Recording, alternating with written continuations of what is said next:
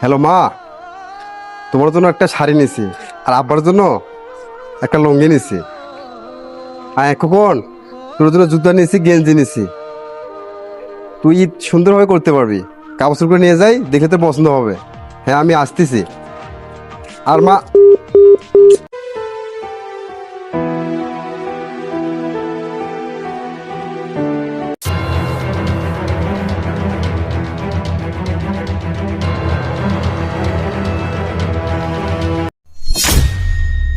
কি ব্যাপার?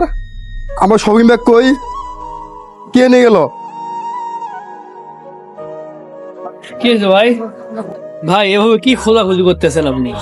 ভাই, ভাই ঢাকা থেকে রাজমিস্ত্রি কাজ করে ভাই ঈদের জন্য বাবা মার জন্য ভাই কাপড় চোপড় কিনছি। ভাই এখানে একটু ব্যাগটা রেখে ভেতরে গেছি, আসে দেখি ভাই ব্যাগটা নাই, কেজরি নিয়ে গেছে ভাই। এখন ঈদে বাবা মাকে কি উপহার দেবো ভাই?